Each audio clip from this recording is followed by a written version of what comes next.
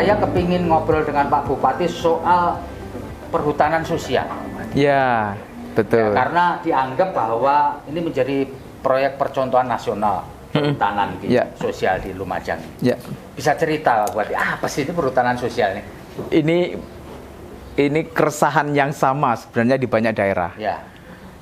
Jadi kan rasanya itu gini, masyarakat itu selalu kejar-kejaran dengan polisi hutan. Betul. Nah, dan masyarakat persepsinya hutan itu miliknya mbahnya. Nah, begitu ditanya yang nanam pohon itu siapa? Ya mbah saya nanam pohon. Nah, sementara perhutani menyampaikan, loh ini iya dulu yang nanam mbahnya, tapi itu program dari pemerintah. Kita dulu bersama-sama bibitnya dari perhutani suruh nanam. Nah, begitu. Nah, cerita begini ini nggak ada selesainya. Yang masyarakat merasa melihat perhutani kok enak sekali nebang pohon dia gitu kan. Sementara mereka nggak boleh. Nah, kalau mereka nebang pohon kejar-kejar, kalau bisa ketangkep dulu dilaporkan ke polisi. Kan dulu nggak ada kamera kan? Mau ditangkap gitu terus kemudian kejar polisi dan diserahkan ke polisi. Akhir-akhir ini beda. Kalau dulu dikejar-kejar, kemudian sekarang di video-video. Jadi orang itu dibiarin motong pohon itu di video. Nah, kalau sudah di video ditangkap, dilaporkan ke kepolisian. Begitu terus. Kalau begini terus, ini pemerintah jadi musuhnya masyarakat. Sekitar hutan, ya. Nah, akhirnya saya berdiskusi dengan berbagai pihak, tercetuslah ide yang itu atas fasilitasi dari Kementerian Lingkungan Hidup dan Kehutanan, juga termasuk perhutani, konsepnya ya perhutanan sosial itu. Nah, konsep perhutanan sosial itu memberikan keleluasaan kepada masyarakat untuk mengelola hutan. Tapi dengan komitmen tidak boleh motong, tidak boleh nebang pohon semaunya. Dia boleh menanam di bawah tegaan. Nah, pohon gede di bawah tegaan kan bisa banyak yang ditanam. Bisa porang, bisa talas, bahkan bisa rumput untuk pakan ternak. Nah, ada salah satu desa di Kecamatan Senduro itu namanya Desa Burno. Burno itu bersebelahan dengan Kandang Tepus. Dua desa ini sekarang menjadi komoditas terunggul di Jawa Timur untuk peternakan sapi perah. Nah, begitu konsepnya di sini ada peternakan sapi perah, kan butuh pakan.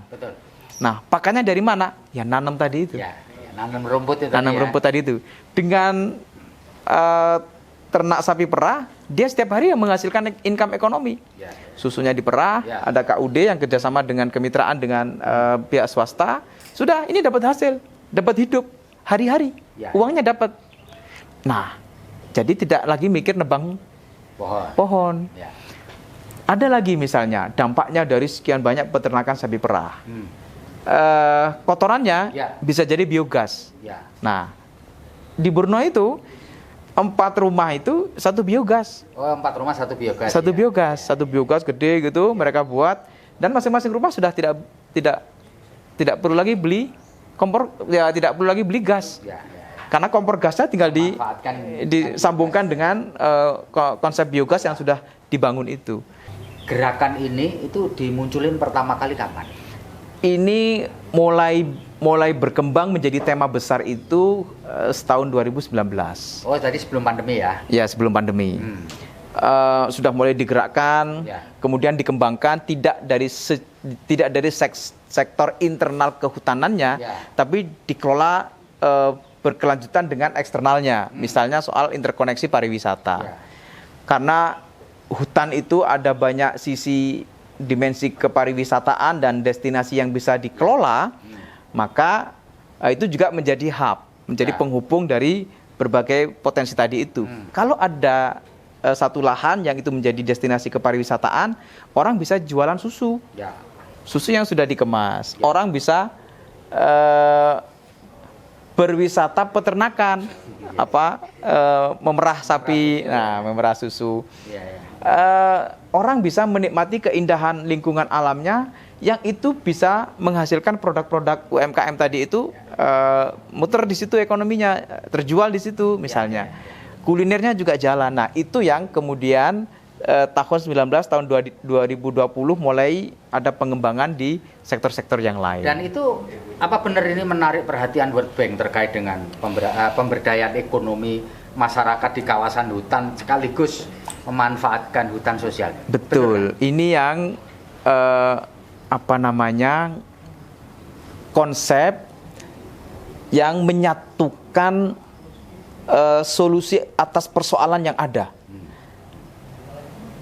Ada banyak masyarakat yang di tepian hutan itu identiknya selalu miskin. Nah, selalu kurang mendapatkan akses ekonomi. Hari ini kita sebagai pemerintah itu kan menyelesaikan problem yang sekiranya begitu kita satu sentuh saja itu persoalan bisa diselesaikan, banyak dampaknya. World Bank itu punya cara pandang yang mungkin tidak apple to apple dengan negara lain, tapi bahwa ini menjadi daya tarik baru tentang konsep ekonomi yang real nyata ada di masyarakat. Jadi kemarin dialog saya begini dengan World Bank itu, kalau ternyata konsep perhutanan sosial ini menjadi siklus baru dalam kehidupan ekonomi masyarakat dan jadi ide baru dalam pemenuhan permodalan ekonomi sekaligus bahan baku ekonomi. Nah, ini bisa menjadi kekuatan daya tahan ekonomi yang luar biasa. Nah, karena itu Pak Bupati mengharapkan apa peran dari atau bantuan atau involving dari World Bank kepada proyek? Pertama saya sampaikan bahwa kami butuh infrastruktur dan akses yang kami terfasilitasi kemudahannya. Jadi mudah orang datang ke Lumajang itu penting bagi kami. Nah, begitu orang datang ke Lumajang itu mudah, maka sektor-sektor tadi itu bisa menjadi lebih ada percepatan potensi yang untuk supaya penumbuhannya cepat. Jadi bantuan diperlukan akses untuk orang mudah datang ke Lumajang ya. Orang mudah datang ke Lumajang. Dan harapan saya sampaikan, saya benar butuh dunia investasi, dunia usaha, tapi saya berkeinginan untuk dunia investasi, dunia usaha yang nanti yang hadir di Kabupaten Lumajang itu ada keberpihakan melibatkan masyarakat yang juga tetap tumbuh ekonominya. Ada sebuah upaya pasti ada hambatan. Betul nggak? Nggak mungkin mulus lah. Apa yang hambatan awal-awal ketika proyek ini? Apa hambatan paling krusial? Begitu mulai tumbuh 2019, kita 2020 sudah mulai merencanakan beberapa tahapan COVID lah. Mengoptimalkan di sisi orang datang tidak mungkin. Ekonomi itu salah satu teorinya orang kumpul. Tidak ada kumpul waktu itu. Kemudian begitu nggak ada kumpul, daya beli turun. Nah, begitu daya beli turun, ya sudah. Sambil bertahan saja waktu itu. Dan bersyukurnya di sisi selain soal aspek kepariwisataan tadi, ada daya tahan yang kuat, yang itu menjadi nilai positif dari perhutanan sosial. Susu itu nggak turun loh konsumsinya. Oh, tetap ya? Waktu itu. Ada atau tidak ada pandemi, oke ya. Dan ini yang perlu saya sampaikan secara faktual ya. Begitu orang punya mungkin 2-3 ekor sapi, 4 ekor sapi. Begitu dia perputaran ekonomi 4 ekor sapi ini tumbuh, pasti perbankan akan memberikan kemudahan untuk mendapatkan permodalan baru. Dia bisa nambah bibit sapi yang lain. Nah, begitu akumulasi perputaran ekonominya semakin besar, hasil semakin besar. Dan itu tadi disebutkan crucial point-nya adalah pandemi.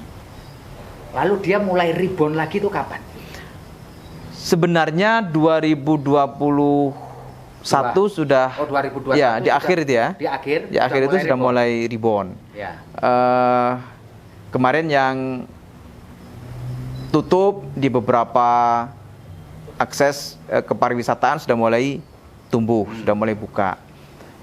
Nah, kena problem lagi, PMK. Penyakit mulut dan kuku. Ya. Nah, itu banyak sapi yang waktu itu meninggal. Ya. Nah, itu yang bagi masyarakat di sekitar program perhutanan sosial itu lebih terdampak PMK berbanding ketimbang COVID. Ya? Iya. Karena langsung ya. Langsung mati. Penghidupannya mati lah. Iya, mati. Nah, itu nggak bisa diperah. Ya. Susunya nggak bisa diperah. Ya. Nah, makan terbatas karena dikasih makan juga mulutnya sekarang berair. PMK itu mulai sekarang sekarang sudah mulai banyak sembuh. Sekarang sudah proses vaksin.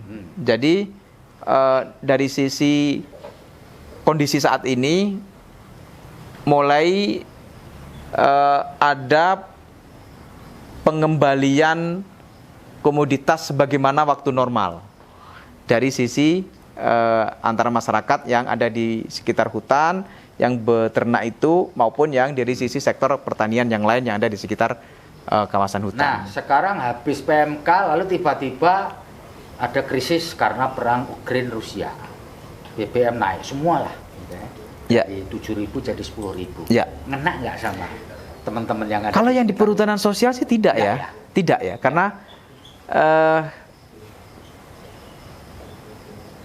kehidupan yang sudah terbangun itu antara income dengan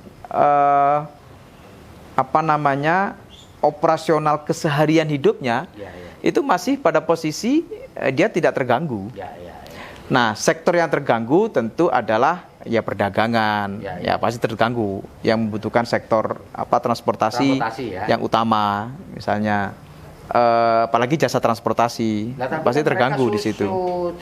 Kemudian hasil pertanian yang mereka bikin kan harus diangkut pakai alat transportasi. Iya, kan ada mekanisme kemitraan. Nah, soal posisi ada pengaruh pasti ada pengaruh. Tapi bahwa pengaruh itu tidak menjadi signifikansi yang dominan terhadap dampak hasil ekonominya itu. Nggak amat lah ya. Tapi nggak amat.